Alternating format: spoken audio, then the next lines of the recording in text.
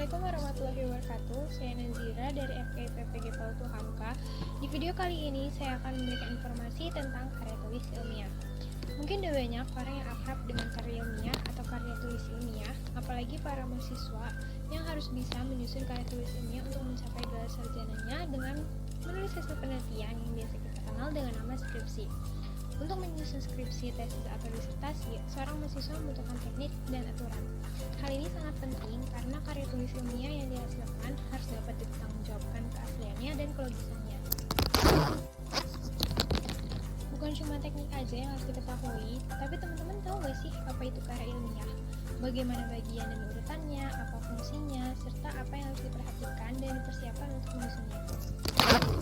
Secara umum, karya ilmiah adalah karangan yang memaparkan pendapat, hasil pengamatan, tinjauan, dan penelitian dalam bidang tertentu yang disusun menurut metode tertentu dengan sistematika penulisan, bersantun bahasa, dan isi yang kebenarannya dapat dipertanggungjawabkan. Selanjutnya ada pengertian karya tulis ilmiah menurut KBBI dan Wikipedia. Menurut KBBI, karya tulis ilmiah merupakan karya tulis yang dibuat menggunakan prinsip-prinsip ilmiah dan berdasarkan fakta seperti observasi, eksperimen, dan kajian pustaka. Sedangkan menurut Wikipedia, karya tulis ilmiah adalah laporan tertulis diterbitkan yang mengungkapkan hasil penelitian atau pengkajian yang dilakukan oleh seseorang atau tim dengan memenuhi kaidah serta etika keilmuan yang ditaati oleh masyarakat keilmuan. Selanjutnya ada fungsi karya tulis ilmiah. Fungsi karya tulis ilmiah adalah sebagai media untuk mengembangkan ilmu pengetahuan, teknologi, dan seni. Hal ini berkaitan dengan hakikat karya tulis ilmiah, yaitu menyampaikan kebenaran melalui metode yang sistematis, metodologis, dan konsisten. Jika dihubungkan dengan hakikatnya, maka fungsi karya ilmiah ada 3. Yang pertama, penjelasan atau explanation, yang berarti tulisan ini dapat dijelaskan sebagai suatu hal yang sebelumnya tidak diketahui, tidak jelas, dan tidak pasti. Yang kedua adalah ramalan atau prediction. Tulisan ini dapat membantu mengantisipasi hal yang kemungkinan akan datang di masa depan. Yang ketiga ada control. Tulisan ini dapat berfungsi untuk mengontrol atau mengawasi benar tidaknya suatu pernyataan. Selanjutnya ada jenis-jenis karya tulis ilmiah. Yang pertama ada makalah. Makalah adalah karya tulis ilmiah yang mengutarakan suatu masalah dan pembahasannya berdasarkan data di lapangan yang bersifat empiris subjektif. Selanjutnya ada kertas kerja. Kertas kerja bersama dengan makalah, namun penjabaran kertas kerja lebih mendetail daripada makalah. Selanjutnya ada artikel. Artikel adalah tulisan yang berisi opini penulis atas permasalahan tertentu yang diangkat. Opini ini dimaksud bukan pandangan subjektif semata, tetapi berdasarkan beberapa penelitian yang telah dilakukan oleh lembaga atau institusi tertentu. Selanjutnya ada tesis. Tesis adalah karya ilmiah yang menyajikan temuan baru dengan melakukan penelitian sendiri. Tesis ini juga tulisan yang lebih mendetail daripada skripsi. Selanjutnya ada skripsi. Skripsi adalah karya tulis ilmiah yang ditulis menurut pendapat orang lain dan diri sendiri. Data diperoleh melalui observasi lapangan atau percobaan laboratorium.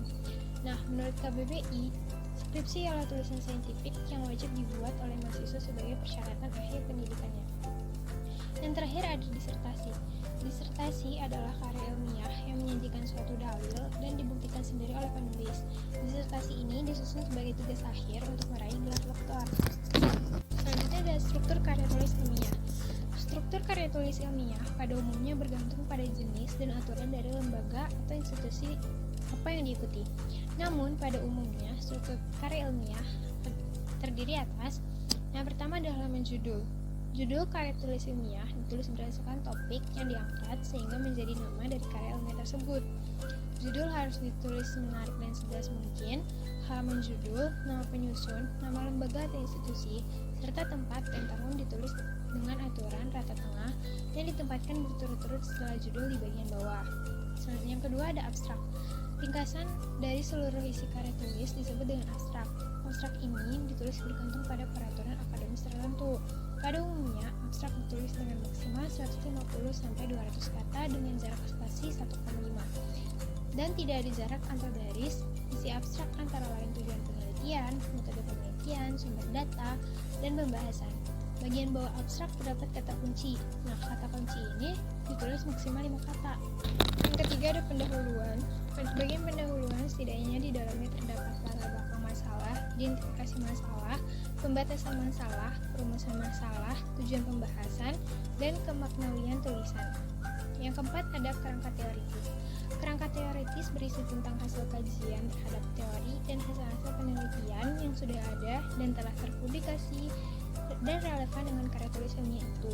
Pada bagian ini, teori-teori para ahli akan diibaratkan sebagai pisau untuk mengupas permasalahan yang disebutkan pada bagian rumusan masalah. Dalam menyusun teori tersebut, kemampuan menggunakan kaidah pengutipan sangat dibutuhkan agar tulisan tidak dinilai sebagai plagiarisme. Yang kelima ada metode penelitian. Metode penelitian menjadi hal yang sangat mendasar dari karya tulis ilmiah. Metode atau prosedur penelitian menjadi petunjuk penulis untuk meneliti dengan langkah-langkah yang benar. Sebab jika metodenya salah, pembahasannya pasti juga akan salah. Terdapat dua metode yang di dalamnya masih ada sebagiannya, yaitu metode kualitatif dan metode kuantitatif. Yang keenam ada pembahasan. Bagian ini harus mendapatkan porsi tulisan yang paling banyak dibandingkan dengan bagian lain. Apa yang tertulis pada bagian kerangka teoritis akan digunakan semaksimalnya pada bagian ini. Penulis akan menggunakan daya analisisnya secara objektif bergantung pada metode yang dipilih. Jika metode kuantitatif yang dipilih, data akan dijabarkan dengan bantuan beberapa fitur seperti grafik, diagram, atau tabel. Sementara itu, jika metode kualitatif yang dipilih, data akan diuraikan secara verbal. Yang ketujuh ada kesimpulan dan saran. Terdapat dua penyampaian dalam menulis kesimpulan, ditulis butir per butir atau uraian berupa esai padat. Pada umumnya, bagian ini juga menyajikan saran dan rekomendasi. Sementara itu, bagian saran berisi anjuran penulis dari hasil penelitian yang telah dibahas kepada para pembaca atau pihak yang berhubungan dengan topik. Selain itu, saran juga berisi anjuran terhadap penelitian selanjutnya yang sejenis. Yang terakhir ada daftar pustaka. Karya tulis ilmiah wajib menyertakan sumber, karena jika tidak akan dianggap sebagai plagiarisme.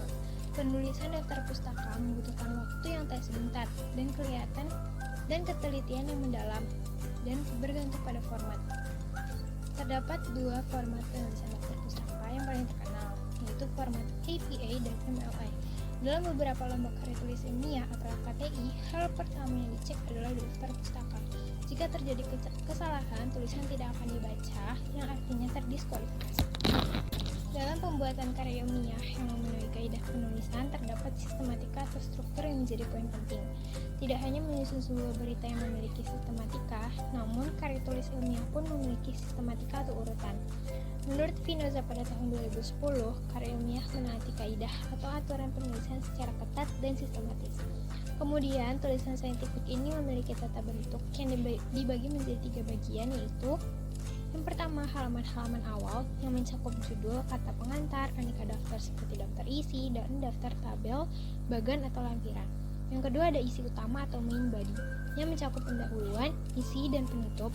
Dan terakhir ada halaman-halaman akhir yang mencakup daftar pustaka, lampiran, dan biodata penulis. Pengelompokan 3 bagian karya ilmiah juga diungkapkan oleh Arifin pada tahun 2003, antara lain bagian pembuka karangan ilmiah, bagian inti karangan ilmiah, dan bagian penutup karangan ilmiah. Selanjutnya tahap penulisan. Sebuah karya tulis ilmiah dihasilkan melalui satu proses. Proses tersebut dimulai dari perencanaan, penulisan, penyuntingan atau pengeditan, sampai perevisian. Sedangkan Arifin pada tahun 2003 membagi tahapan pembuatan tulisan ini menjadi 5 bagian, yaitu yang pertama persiapan, yang kedua pengumpulan data, yang ketiga pengorganisasian dan pengonsepan, yang keempat pemeriksaan atau penyuntingan konsep, dan yang terakhir penyajian atau pengetikan. Jadi teman-teman, berdasarkan penjelasan di atas, dapat diambil kesimpulan bahwa karya tulis ilmiah sangat penting untuk menambah wawasan yang bermanfaat, dan banyak juga peraturan yang harus dipahami untuk membuat suatu karya tulis ilmiah. Itulah beberapa informasi tentang karya tulis ilmiah. Semoga dengan melihat video ini akan membantu teman-teman semua untuk menumbuhkan semangat membaca karya ilmiah dan menulis karya ilmiah. Sekian dari saya, terima kasih.